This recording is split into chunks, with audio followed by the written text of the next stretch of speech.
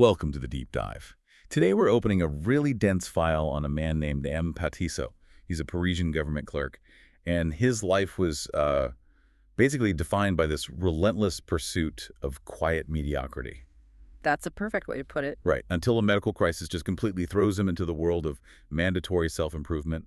We're going to be tracking his misadventures, treating this whole narrative as a real-life series of tragicomic humiliations. It's a study in identity collapse, really. I mean, Petiso is the perfect, successful conformist. He's a man designed for stasis. Exactly. So our mission here is to understand how a man who built his entire career on mimicry and caution responds when he's suddenly forced to live an authentic, active life. And when that stasis is threatened, every single attempt he makes to engage with the real world, whether it's exercise or friendship or even intellectual pursuits, it just results in immediate, spectacular catastrophe. He's like a magnet for the absurdities of society.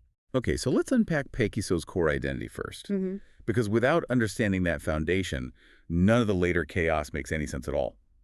The sources paint a very precise picture of an utterly unremarkable beginning. Precisely. Petiso was not a man of natural talent. Not at all. He was a failed student of College Henri IV. So how did he even land a government position in Paris?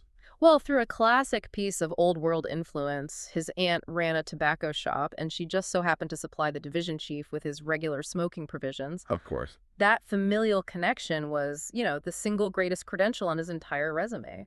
That is such a powerful and frankly cynical commentary on the levers of power in that bureaucracy. Yeah. And once he got the job, he just stagnated, didn't he? Completely. He was stuck on a salary of 1,800 francs with a very high probability of just dying as a fourth-class clerk. We need to put that number in context for a minute. 1,800 francs. It placed him squarely in the lower middle class. He was scraping by in Paris. I mean, he wasn't destitute, but his life was one of extreme economy, temperance, and just this perpetual caution. Every expense was calculated. Absolutely. He was always waiting for a raise that would just alleviate the constant low-level financial stress that really defined his whole existence. And that economic stagnation, that's what fueled his internal bitterness. And he channeled that bitterness into what he called professional pride. He defined himself by his refusal to offer vile and obsequious greetings to his superiors. He set himself apart from his groveling colleagues. But that pride was purely for show, wasn't it? Oh, completely. It was magnificent hypocrisy. I mean, he spoke out vehemently against corruption, against favors, against all the injustice he saw every day. But only within the four walls of his own office. Exactly. The sources are very clear that his indignant voice never passed the door of the case where he toiled. He was a revolutionary confined to his chair, making absolutely sure his voice never jeopardized his position. He was an homme d'ordre, a man of order. He valued stability, and he adhered to the concept of power, no matter who held it, just so long as he could privately despise his immediate bosses. The passive bureaucrat. Perfected. But this brings us to the absolutely bizarre mechanism that broke his stagnation, this principle of imitation. Or what the narrative calls his simian faculty. Yes. This is where Petiso truly masters his environment. He used to stand along the emperor's route just to salute the head of state, but through this constant exposure and contemplation, he began mimicking Napoleon III. And this wasn't just a light tribute. This was total commitment. Oh, total. We're talking about duplicating the beard cut, the specific hair arrangement, the style of his frock coat, and even perfecting the man's gait and his gestures. The dedication goes even further, though. When he realized his own hair was naturally too light, he started dyeing it black to achieve what he called absolute similarity. I mean, think about that routine. Here's a man obsessed with caution and economy, and he's investing time and money every single week just to look exactly like the head of state. He was seeking identity fusion. And it worked. But not in the way you'd think he intended. Not at all. The resemblance became so total that it became socially destabilizing. High functionaries were appalled. They found the likeness inconvenient, grossier, in poor taste, vulgar, almost a parody of the head of state. They complained to the minister. This sounds like a career-ending move, right? He's making the powerful feel uncomfortable. You'd think so.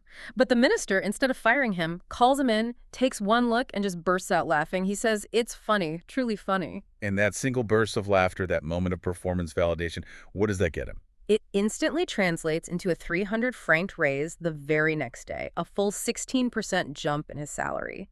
A seismic shift in his economic reality purchased not by work, but by mimicry. So here's the key takeaway about his professional success. The imitation didn't just amuse the minister, it fundamentally altered the power dynamic in his office. It created this vague uneasiness in his chiefs. Exactly. They couldn't prove it, but Petisso's appearance suggested some formidable, maybe even occult, connection to higher power.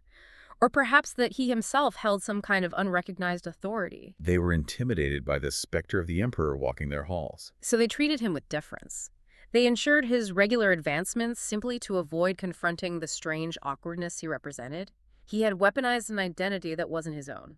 But then the political landscape shifts. The Republic arrives. And the source says Piso was devastated, feeling drowned, finished. It was a professional catastrophe. His entire carefully constructed identity was instantly obsolete. What does he do? In a panic, he immediately sheds the emperor persona. He stops dyeing his hair, shaves completely, cuts his hair short, and adopts this paterne du look.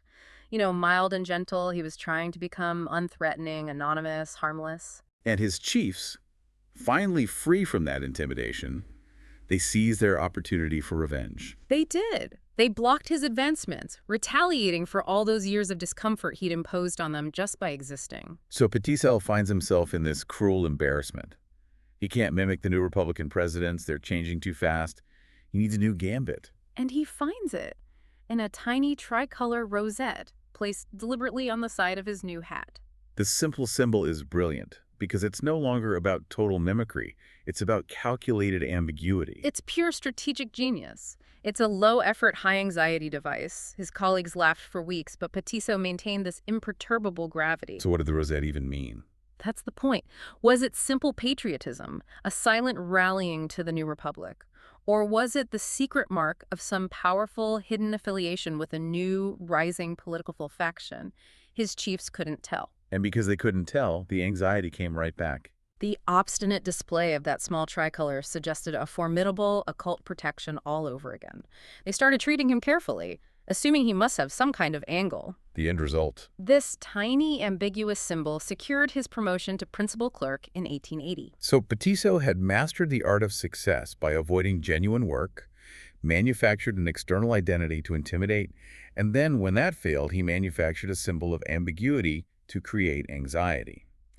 This is the man who values repose above all else. And that quiet, sedentary life is the very thing that is about to betray him. He's a bachelor, he hates movement and noise, and he spends his Sundays reading adventure novels, not living them.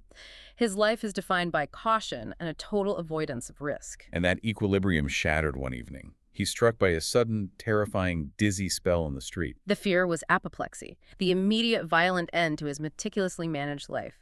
He rushes to a physician who delivers this terrifying verdict. Sanguine nature, threat of congestion, cold water lotions, moderate food, beaucoup d'exercice, lots of exercise. For a man who defined himself by hating movement, this was a death sentence delivered by a doctor. He was devastated. He spent a month wearing a wet towel around his forehead in the ministry, dripping cold water onto the paperwork he had to redo. He was desperate to find an exercise that wouldn't kill him first. His initial attempts were instant and spectacular failures. He tried boxing. Which led to a straight punch to the nose. That immediately cured him of that salutary amusement. Cane fighting left him breathless and wheezing, utterly defeated by the effort. And fencing. Left him so sore he couldn't sleep for 2 nights. Petisson was physically incompetent for the active life. It was after these physical failures that he had his illumination. He would visit the surroundings of Paris on foot every Sunday. This decision is the great pivot. He's trading his intellectual fantasy, those adventure novels, for actual physical discomfort, believing this mandatory exercise will save his life. But what he's really doing is opening himself up to the world he spent decades avoiding. And this leads us straight into part 2, where he begins equipping himself for this new persona. And the preparations are a masterclass in consumer gullibility and the physical weight of expectation. He went shopping, influenced by the most bizarre street advertising. He went out just to look, but was instantly swept away by the marketing and this need to look the part. The boots set the tone for the entire venture. He visits a self-proclaimed American bootmaker and is shown this footwear that is copper-plated like warships, bristling with spikes like an iron harrow, and made of bison leather from the Rocky Mountains. So these weren't practical hiking boots? Not at all. They were instruments of self-torture. He immediately found them heavy as cannonballs. Back home, he tries them on, and the iron fittings make him slide on the floor. He falls heavily and has to promise himself to be careful. They're the first symbol of how his new active persona is completely ill-suited to his reality. And the rest of the gear confirms this commitment to aesthetic over utility. Corduroy pants like a carpenter, oiled sailcloth gaiters that were difficult to buckle, a soldier's sack for provisions, a military map. And the highly symbolic marine telescope to spot distant villages. Which naturally he immediately forgot at home. If the boots represent the physical absurdity, the purchase of that lightweight alpaca jacket from Ramonot, well, that illustrates Petitso's psychological vulnerability to manipulation. The jacket was advertised for 6 francs 50 centimes. This is a textbook study in upselling. Petitso asks for the cheap jacket, finds it shoddy, and questions the salesman, a distinguished young man with manicured nails and a charming smile. And the salesman is a master of nonverbal cues.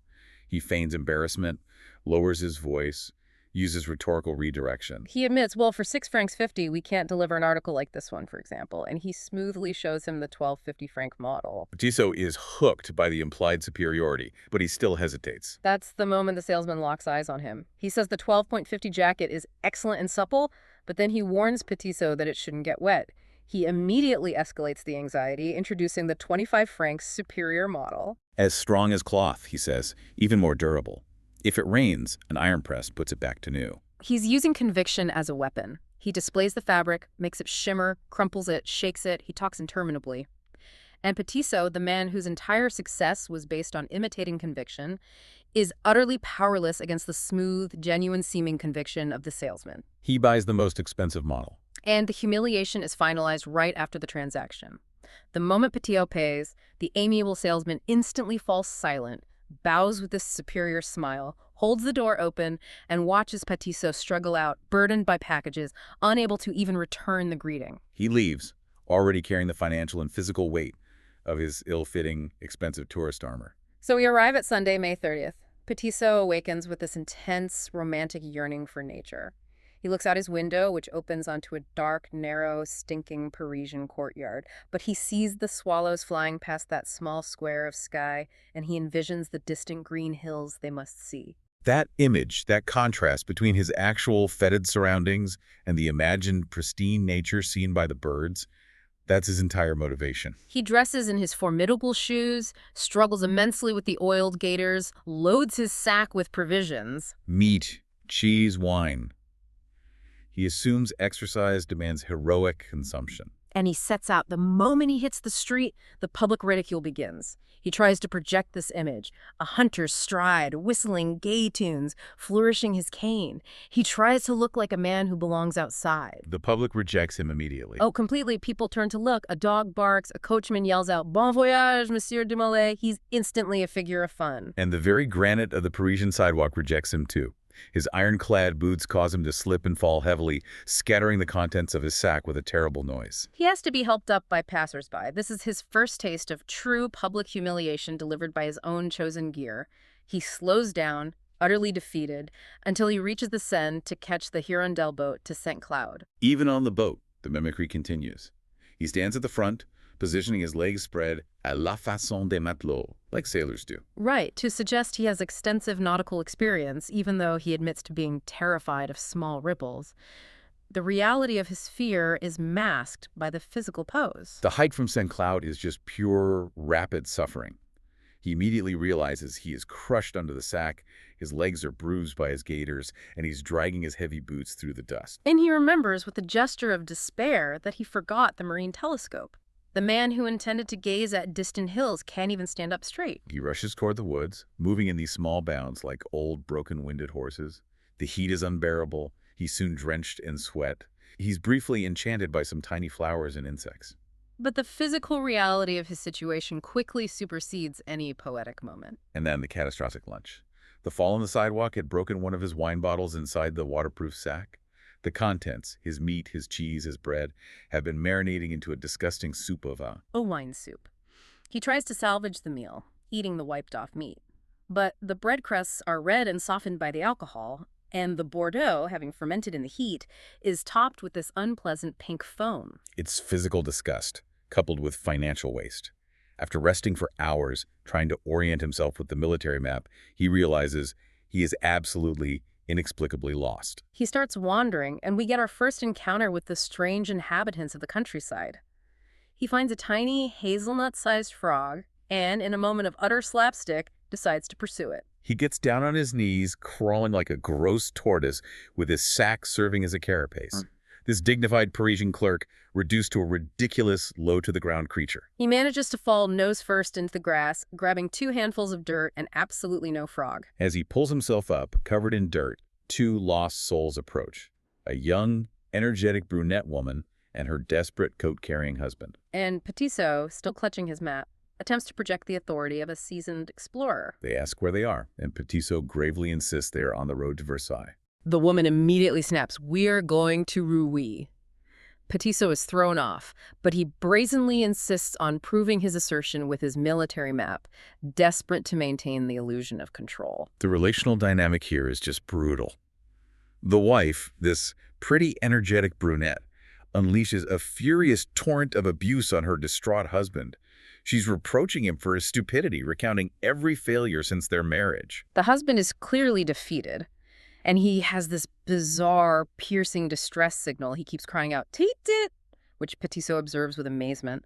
The wife completely ignores it. When Petitot finally asks, the man explains, tearfully, that he lost his dog. The dog, a Parisian native, had never seen the countryside before, and upon seeing the leaves, ran off like a madman. The husband is terrified the dog will starve. And the wife just shrugs, declaring, "When you're as stupid as you are, you shouldn't have a dog." And just when you think the situation can't get any worse for the poor husband, he realizes he's lost his wallet. It has all their money.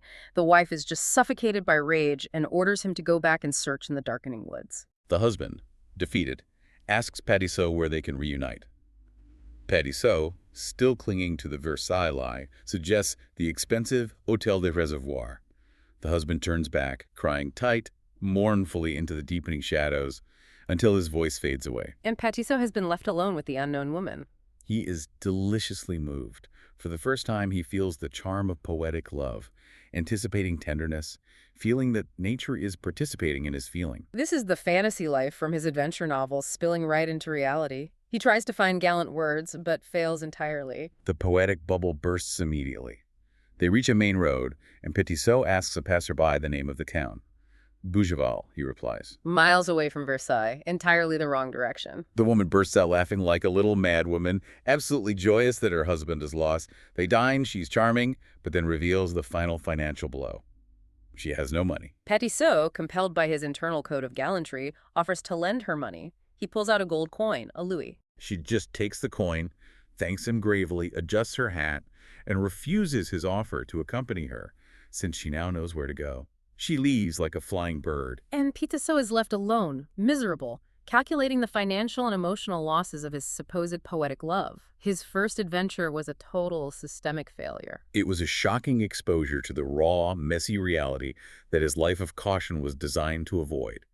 He spent the next day in bed with a headache, trying to process the fact that physical activity did not lead to health, but to mud, financial loss, and public humiliation. And this leads us to part 3, where he attempts to salvage his active life by finding a compatible partner, which leads him to M. Boivin, his taciturn clerk colleague. Petitot spent the entire week recounting his first adventure, carefully editing out the falls, the mud, the lost wallet, and the staggering financial costs. He focused instead on the poetic elements. And the only person who listened with sustained attention was the silent old clerk, M. Boivin, nicknamed Boileau, who claimed to cultivate a small, happy garden in the countryside.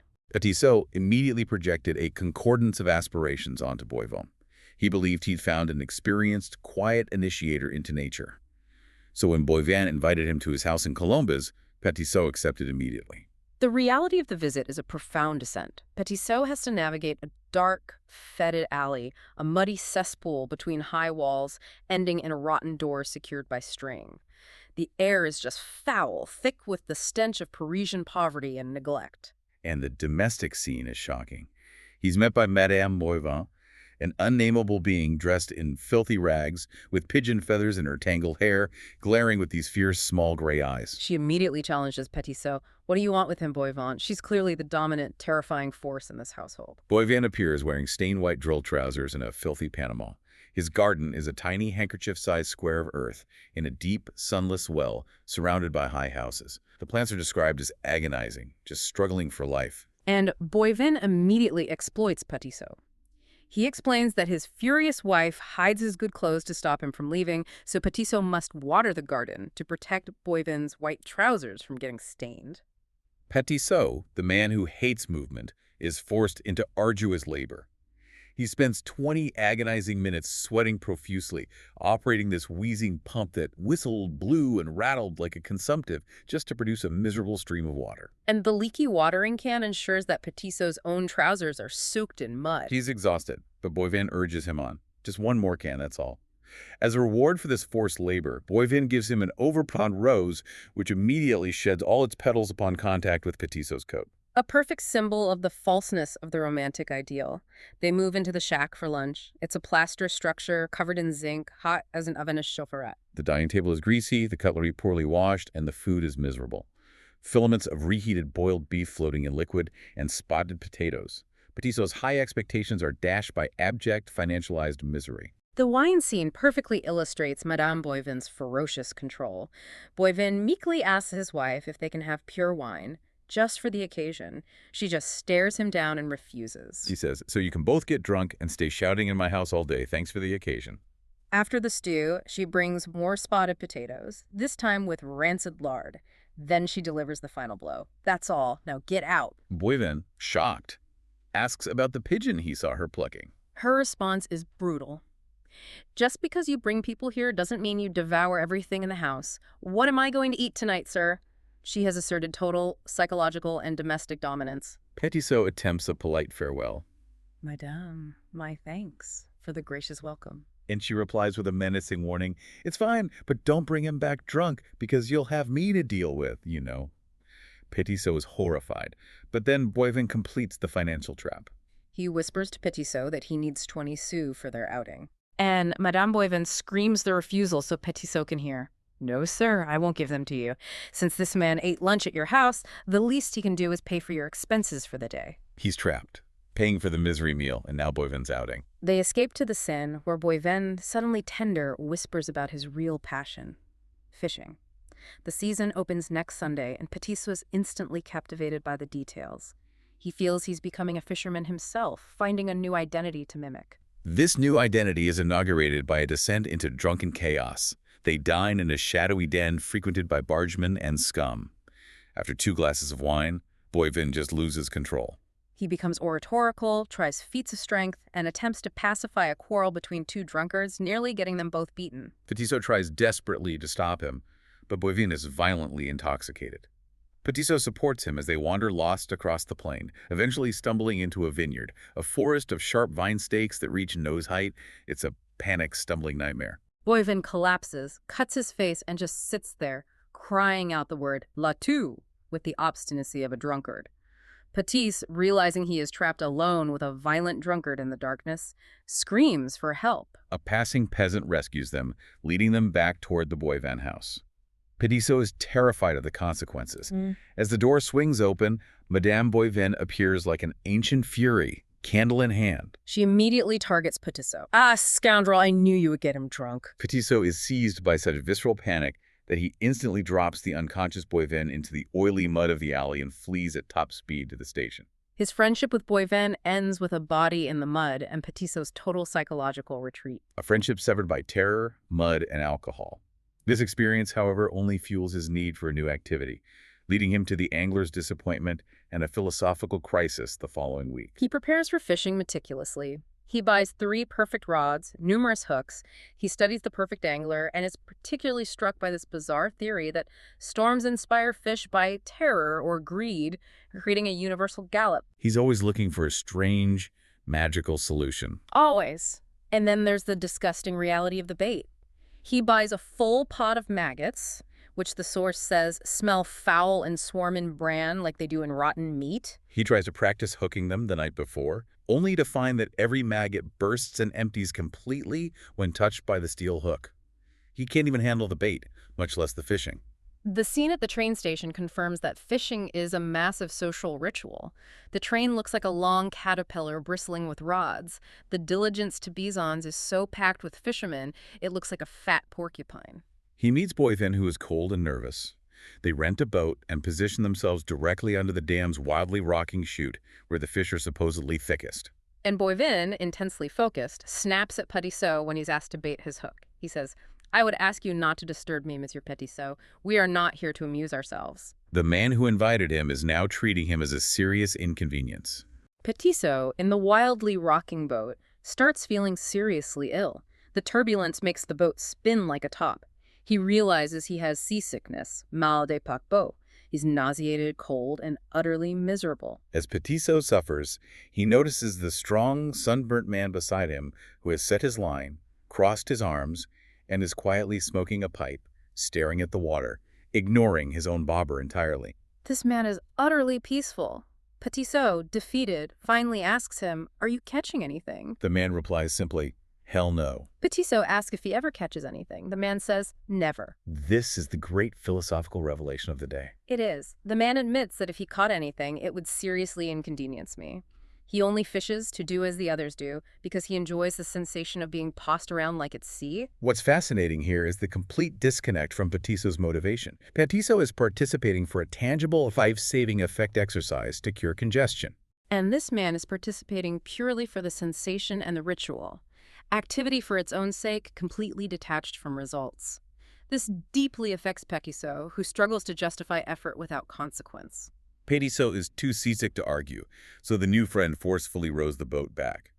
And Petitceau, disgusted with Boivin's selfishness, chooses to dine with the anti-fisherman at the aristocratic Chalet de Tillot. They bond over lunch, and Petitceau decides to try throwing his line with elegance, mimicking the movement he saw earlier. He pulls the line back quickly, only to feel it snag behind him. He yanks harder, and a magnificent woman's hat, laden with flowers, swings in a meteor-like curve over his head, dangling from his hook, and lands squarely in the middle of the river. He has committed an act of public vandalism with his newfound elegance. The family belonging to the hat, a judge-like father, a massive mother, and 3 boys, is furious. Petitceau's new friend collapses backward, laughing hysterically. Petitceau has to pay triple the hat's value to the indignant family. Once again, activity leads directly to financial ruin and public shame. After this humiliation, he spends the rest of the day in quiet despair. But at 7 in the evening, as he's reeling in his line, he shouts, He has caught a single tiny fish hooked not by the mouth, but by the middle of its belly. An accidental, hollow triumph. But Petitceau treats it as monumental. He demands the fish be fried for him alone. It arrives, a yellowish, twisted matchstick in the middle of a plate, which he eats with immense pride. And later on the omnibus, he boasts to his neighbors about catching 14 pounds of fried fish. This is the key psychological pivot. Petitceau has completely given up on doing the active life successfully and has committed entirely to narrative. A single, tiny, wrongly hooked fish becomes 14 pounds in his retelling. His need for external validation has completely overridden reality. He has returned to the successful strategy of his office, weaponizing appearance. That storytelling instinct guides Petitceau into part 4, the society climb. He attempts to raise his social status by meeting 2 famous figures, leading him to an intense intellectual assault at a dinner party that threatens to dismantle his entire ideological foundation. He cancels a promised sailing trip to go with a journalist cousin to meet 2 illustrious men, the painter Meissonier and the novelist Zola. He buys a new coat, terrified of saying something stupid, as he's an absolute novice in the arts. His cousin gives him the strategy. These vague, flattering superlatives.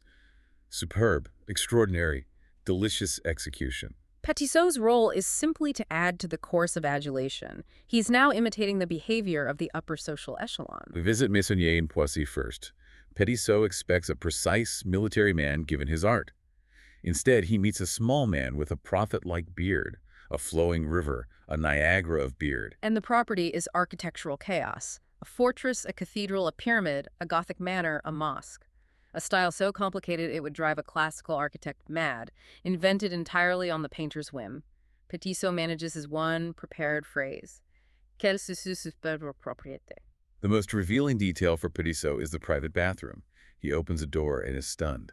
It's a sanctuary, an exquisite temple, ornately decorated like a pagoda, dedicated purely to personal luxury. Petitot later finds out the gardener estimated the owner had spent 2 million francs on these architectural whims. This leads to a profound shift in Petitot's respect. He respects Meissonier not for his artistic genius, But for the power of spending 2 million francs on a whim. exactly. This is critical to understanding the bourgeois mindset. Petitot, who sacrifices every whim to hoard cash, suddenly respects the man who can throw away a fortune on vanity. It validates the power of the successful eccentric and subverts Petitot's own cautious life of economy. They then walk to Meudon to see Zola. Petitot expects a terrifying giant with a resounding voice based on Zola's fierce reputation as a radical writer. Instead, he meets a stout, average-sized man reclining on an oriental divan, intensely intelligent, with a rounded, powerful head. The setting is equally monumental, an immense, high room covered in tapestries with a colossal fireplace. Petitot's overwhelmed.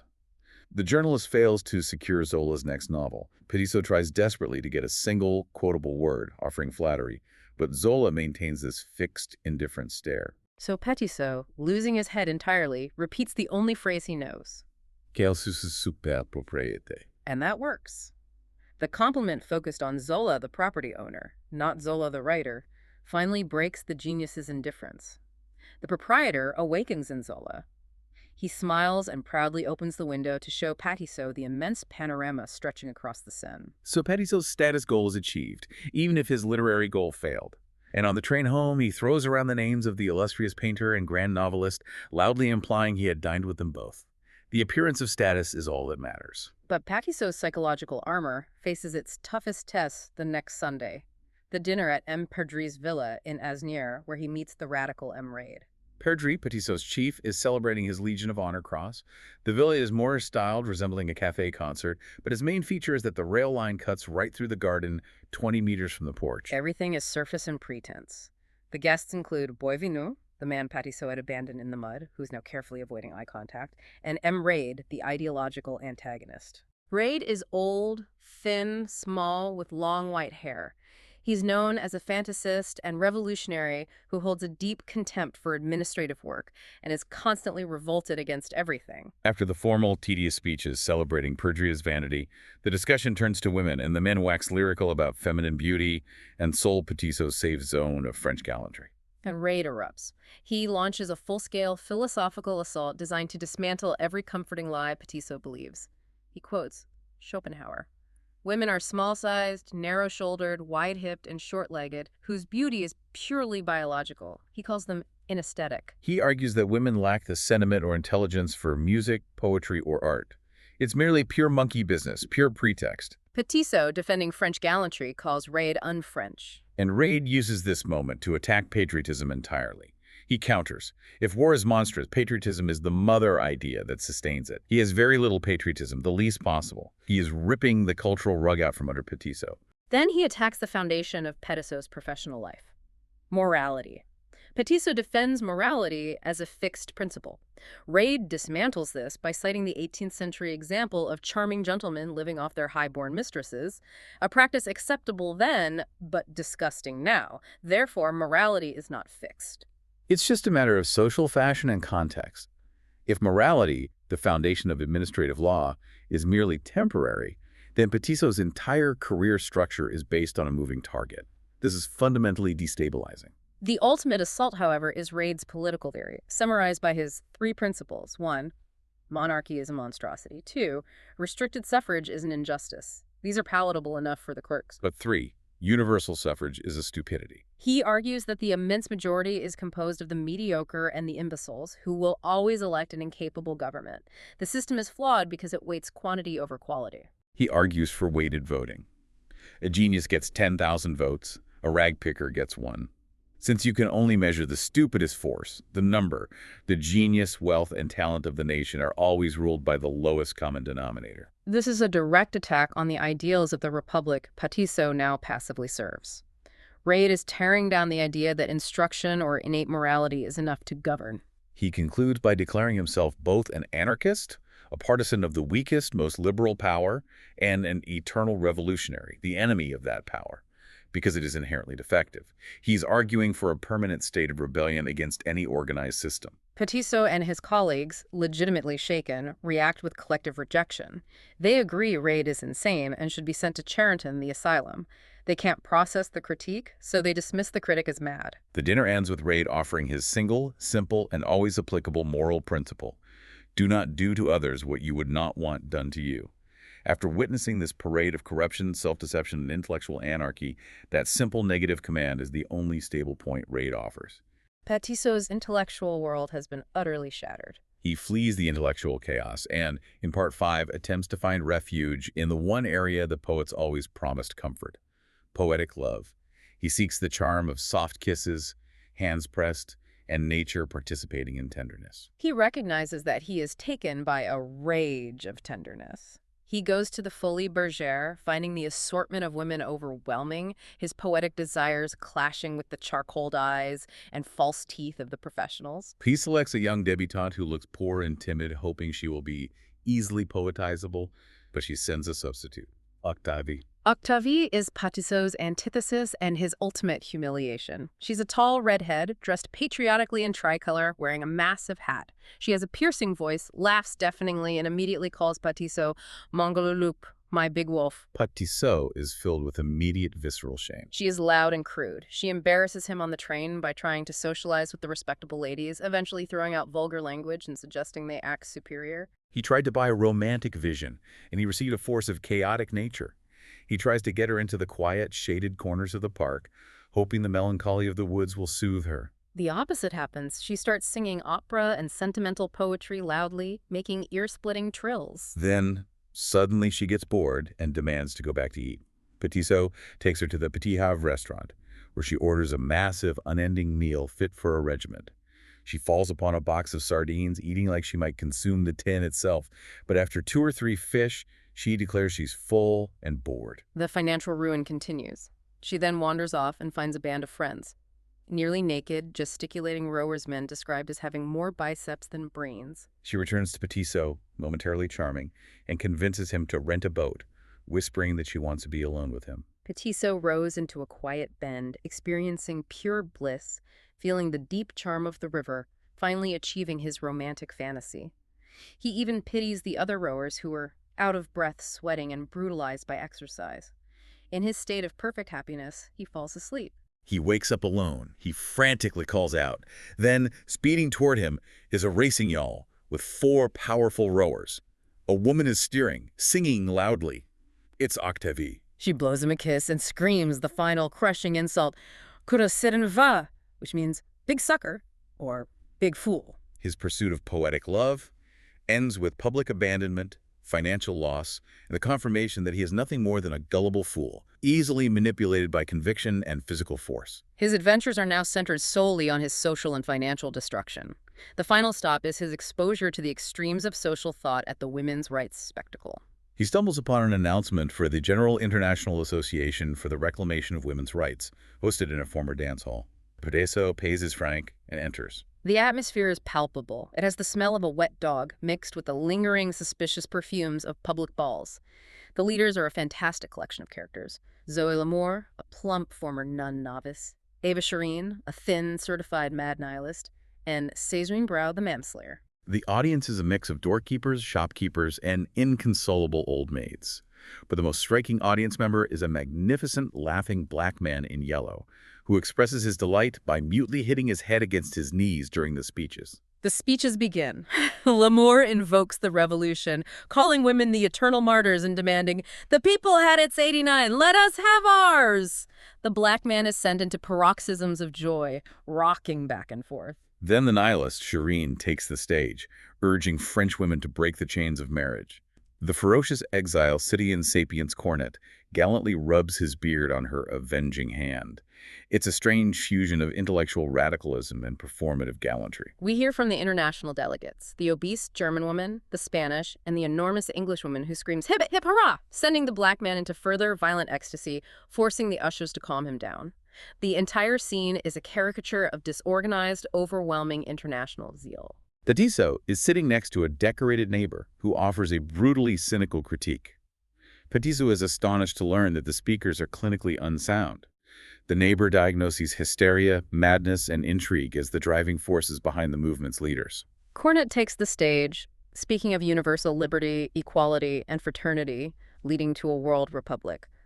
Petiso is utterly astounded, asking his neighbor if Cornet is mad.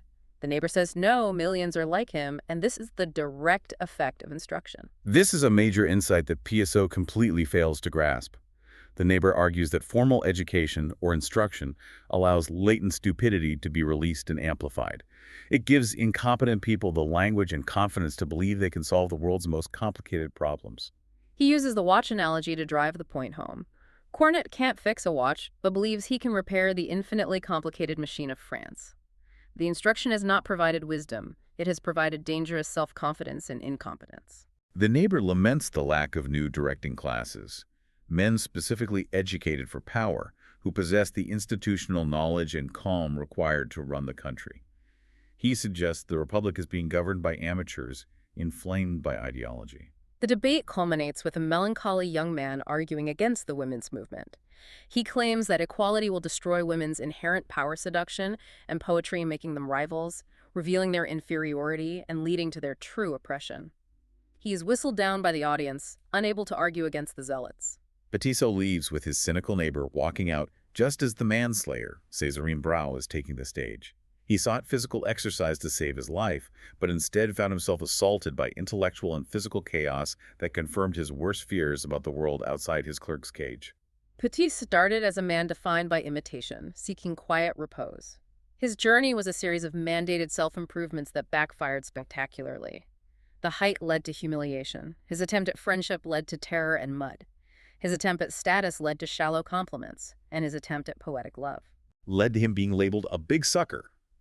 Every venture revealed his fundamental inability to navigate authentic, unscripted experience. He tried to save his life from congestion, but his forced adventures instead nearly killed him, ruined him financially, and left him psychologically shattered. The real cost of mandatory self-improvement for a man fundamentally built for conformity was total systemic shock. And the only principle that resisted Emrade's relentless intellectual assaults was that one simple negative command: do not do to others what you would not want done to you. Petiso, after witnessing so many forms of fraud, manipulation, political posturing, and self-deception in his search for meaning and status, finds that minimal standard of decency to be the single point of truth remaining. It's the final, sad commentary on his chaotic journey. Petiso tried to imitate greatness and success, but perhaps the only true wisdom he gained was the realization of how fragile and deceptive the appearance of order truly is, and that the only thing that matters is not actively harming others. A profound thought to leave us with. Thank you for diving deep into the tumultuous life of M. Petiso. Thank you. And hopefully you won't feel compelled to buy copper-plated boots or go searching for poetic love next Sunday.